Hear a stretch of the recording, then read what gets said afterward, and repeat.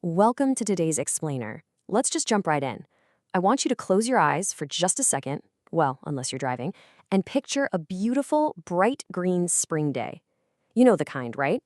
The foliage is that vivid, almost neon young green, and the sun feels absolutely perfect on your skin. That exact, striking imagery is what opens the deeply personal audio diary we're diving into today. The speaker describes stepping out into this specific kind of day and just getting hit with this sudden, overwhelming sense of awakening. It's a moment of profound clarity that kicks off a massive rush of self-acceptance. But, as we're going to see, staying in that beautiful present moment, yeah, it's actually one of the hardest things a human being can do. So think about this for a second. How many times have you experienced exactly this? You're physically doing one thing, maybe you're walking down the street, running to the gym, or sitting on the train, but your thoughts? They are already hours ahead. You're mentally unpacking your gym bag, showering, and figuring out what you're going to make for dinner. The diary we're exploring identifies this exact phenomenon as the core conflict of the human mind. It's that chronic, honestly exhausting habit of the wandering mind, completely detached from what's physically happening right in front of us. And that brings us to our first major concept, returning to the self.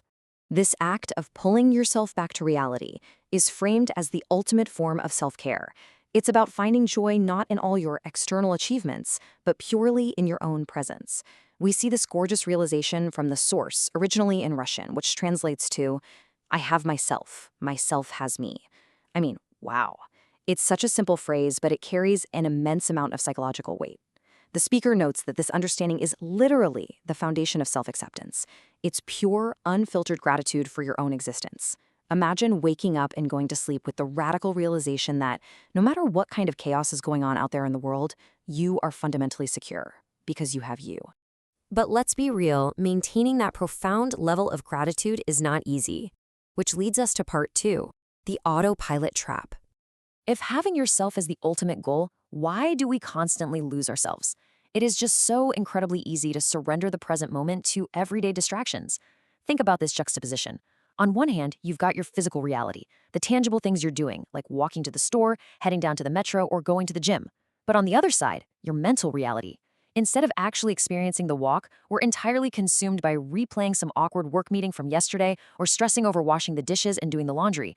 Our physical body is right here, but our mind is constantly dragging us backward into the past or just throwing us forward into the future. So, what's the actual cost of this? What's the true price we pay for being mentally divided all the time? When we operate on autopilot, we aren't just being efficient, we're actively missing our own lives. We stop looking around, we stop feeling life as it happens, we fail to savor the moment, and we completely tune out our surroundings. The speaker reflects on taking walks where they literally took zero interest in anything happening around them because they were just too busy chewing over a past meeting. It's kind of tragic, right?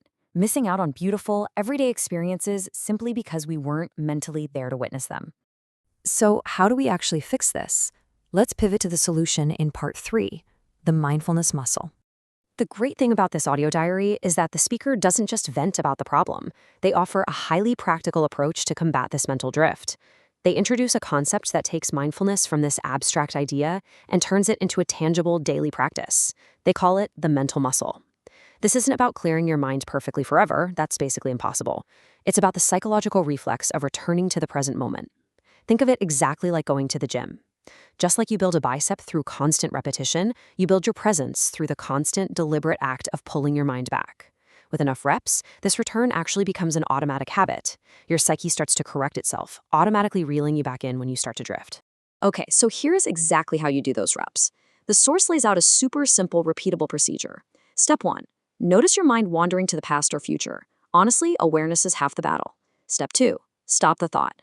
Catch yourself right in the middle of worrying about the laundry or that meeting. And step 3, return and anchor to the present moment. Fixate on whatever you're doing right now. Maybe it's feeling the breeze on your face or the actual physical weight of the door as you pull it open. I really encourage you to see this not as some sort of mystical magic, but as a highly trainable daily skill. You are absolutely going to fail. Your mind is going to wander again, and that is totally fine. It's simply an opportunity to get another rep in. Now, as we strengthen this muscle, things get a little deeper. Part 4, the existential fear. Here's the catch. By stripping away the distractions of the past and the future, the speaker is suddenly forced to confront the raw, terrifying reality of time passing. They visualize life as this algorithm, one with a very clear, inevitable structure. It starts at 0 years, the beginning. Then there's the path. And what absolutely terrifies the speaker is that this path is non-static. Time never stops ticking. Every single second you become aware of is a second that's already gone. And finally, the algorithm reaches a definitive end, which the source starkly describes as dust and nothingness. Visualizing life this way, yeah, it brings up a deep, heavy sense of dread. It's that sinking feeling that life is just slipping through our fingers, no matter how tightly we try to hold on. Which naturally leads us to the ultimate question, pulled straight from the speaker's existential crisis. If there's a clear beginning and a definitive end, if we literally all just return to dust and nothingness, then what is the meaning of all this? If the destination is always exactly the same, what is the point of the journey? Take a second and really sit with that. It's heavy, right? What actually happens in that space between birth and the inevitable end that makes the whole shebang worthwhile? Thankfully, we're not going to leave you in the dark on this one. Let's look at part 5. The meaning is the journey. The speaker pushes right through that existential dread and arrives at a truly powerful resolution. The fear of the end is completely neutralized by a profound reframing of what life actually is. And the answer is just beautifully simple. The meaning is found entirely in the path itself. The answer isn't waiting for you at the destination. The meaning of life isn't some grand prize handed to you at the end of the algorithm. The meaning is generated through radical self-acceptance and the daily conscious choice to fully experience the journey. Every step, every single breath, every mundane, boring walk to the grocery store. That is the point. To truly embrace this path, the speaker highlights how absolutely crucial it is to preserve your sense of self. Because let's face it, as we get older, life gets complicated. We take on heavy family responsibilities. We navigate aging and deeply unexpected life events that just throw us for a loop. These things can so easily chip away at your core identity. But the goal here is to aggressively protect your inner gratitude. It's about marveling at your own innate settings and talents, those quirky, unique things that make you, you, and refusing to let the heavy complexities of adulthood erase them. It all culminates in one singular, beautiful goal, living absolutely every single moment you are given, rather than just surviving them. As we wrap up this explainer, I want to leave you with one final thought based on this incredible audio diary. Ask yourself right now, are you truly present in your journey today, or are you already at tomorrow's destination? Are you actually experiencing the walk, or are you just waiting to arrive?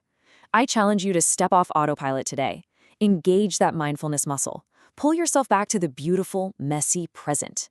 Because right here, right now, that is exactly where the meaning of your life is hiding. Thanks for hanging out with me, and keep getting those reps in.